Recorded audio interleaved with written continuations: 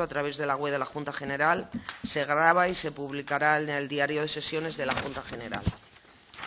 ¿Desea el compareciente hacer una exposición previa?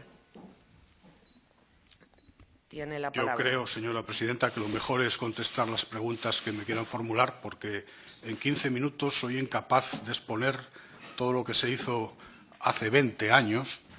Yo dejé el cargo en 1998, lo que se hizo hace 20 años, y seguro que me quedó algo en el tintero, porque después de 20 años es muy difícil acordarse de todo. Pues muchas gracias, y entonces abrimos el turno de preguntas. Tiene la palabra el Grupo Parlamentario Socialista. Sí, buenos días y muchas gracias, señor Suárez Álvarez Amandi, por su comparecencia aquí esta mañana. Usted lo ha dicho, hace muchos años que usted ejerció estas funciones. ¿Podría precisar el periodo exacto? Sí, desde 1995 hasta 1998. Usted está citado en calidad de viceconsejero y también de director regional. Quisiera que usted nos precisara en esta comisión qué relación guardaba desde ambos puestos con el organismo ERA, con el organismo autónomo ERA. Bueno, pues prácticamente toda. Como usted sabrá, el Consejo de Administración del ERA lo preside el consejero del ramo, pero en la Consejería de Servicios Sociales pues teníamos muy separado lo que era todo el ámbito de bienestar social y todo el ámbito de sanidad. El señor Cueto, en paz descanse, se dedicaba fundamentalmente al tema de sanidad, y yo pues me dedicaba más a todo lo que era bienestar social. Si bien es cierto que los consejos de administración los presidía él o los presidía yo en funciones cuando él no estaba, pero la relación con él era más fluida conmigo que con él, sin que esto suponga pues, bueno, que cada uno obviamente tenía sus responsabilidades al respecto. Gracias. ¿Podría explicarnos con un poquito de detalle cómo se organizaba el establecimiento residencial para ancianos de Asturias en aquella época?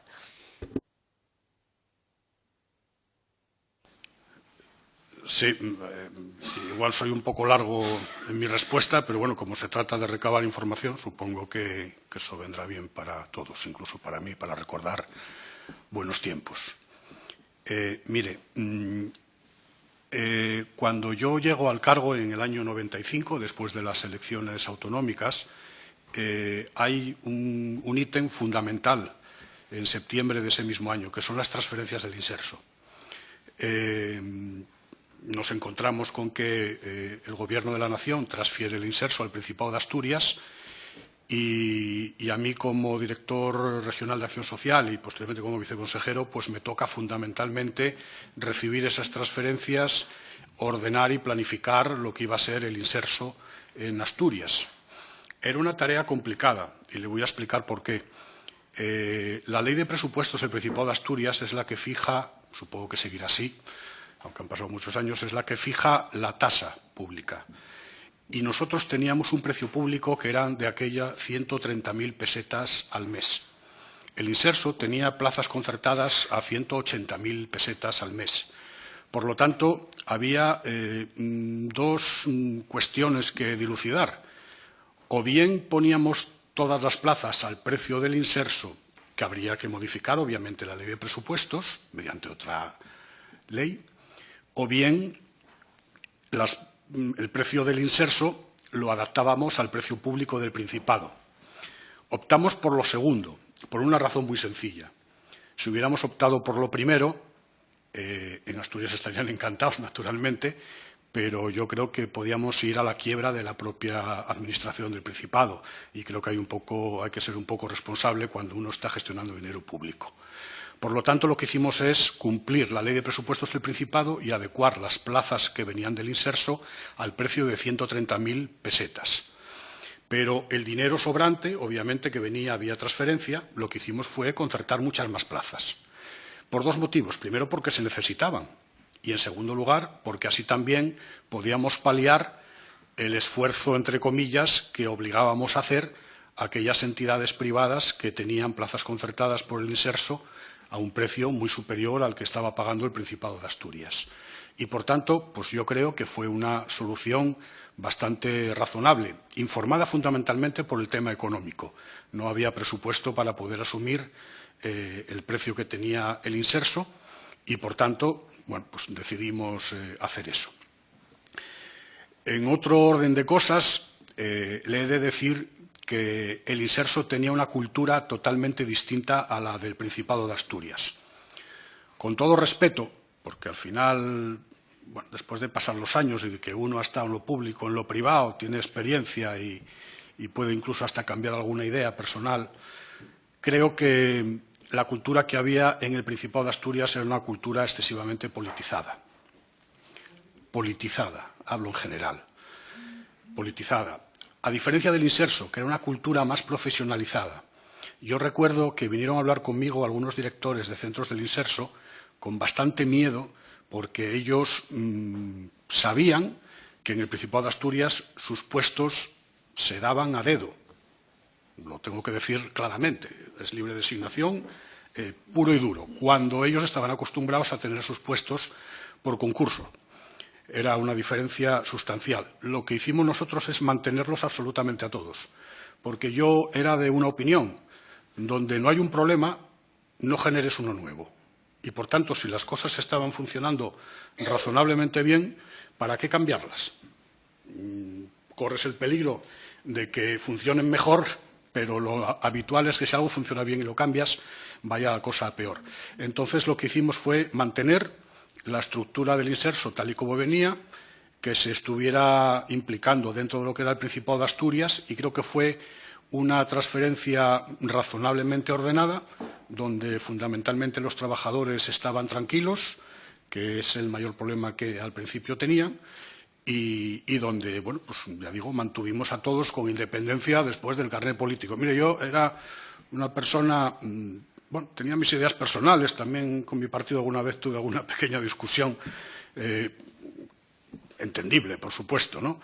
Pero a mí me preocupaba que las personas que estaban trabajando conmigo, fundamentalmente funcionarios, pues fueran leales en el trabajo. Y como decía yo, pues a partir de las 3, usted vota al PSOE, Izquierda Unida, o haga lo que le dé la gana.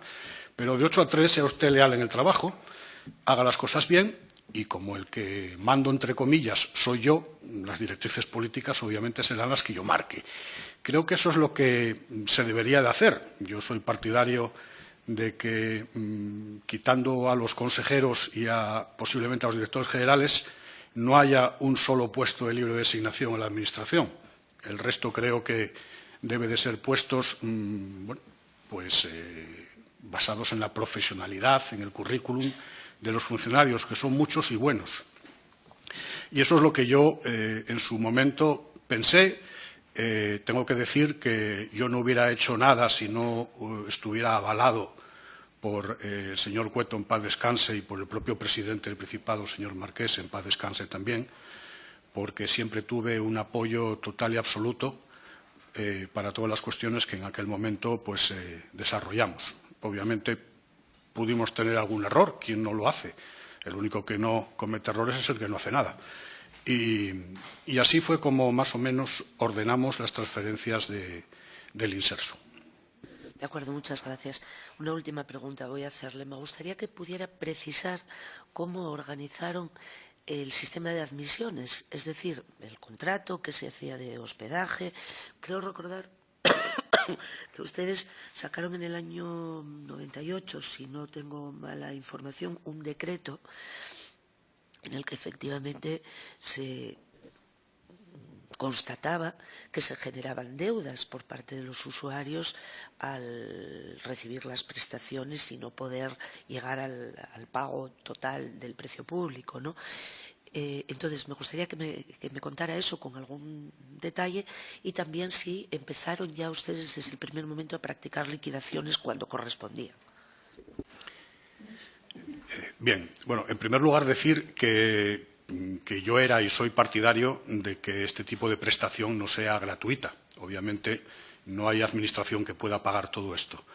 En segundo lugar, nosotros teníamos un sistema que hay que ser justo, venía de atrás también, consistía en que a los usuarios se les retenía el 75% de la pensión, dejando el 25% para sus gastos. Si una persona cobraba la pensión máxima, obviamente con ese 75% cubría la plaza perfectamente, no había problema. Si una persona tenía una pensión de 500 o 600 euros, se le retenía el 75% y después generaba una deuda porque el coste de la plaza era superior.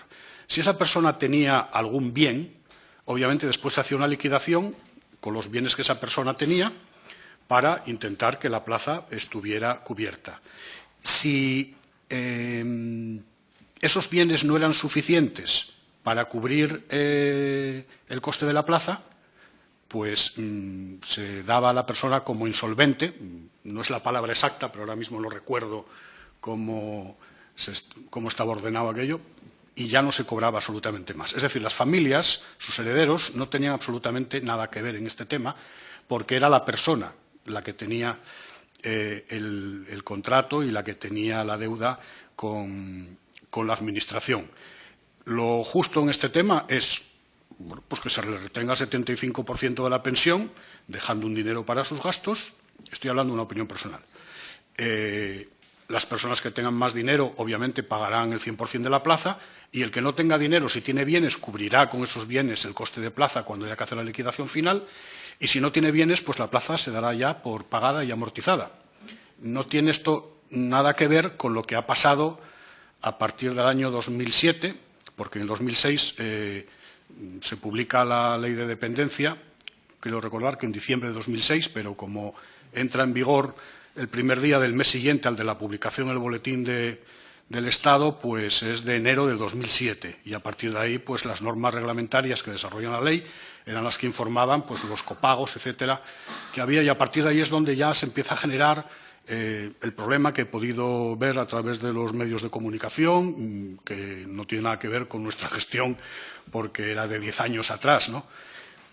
Y no voy a opinar sobre eso, simplemente ya le he dado mi opinión personal de lo que se debería de hacer a mi juicio, pero...